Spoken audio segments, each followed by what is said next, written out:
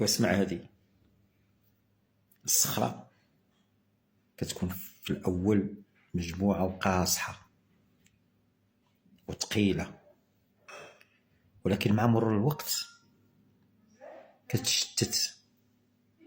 كتفتت بفعل عوامل التعرية والزمان والسنين.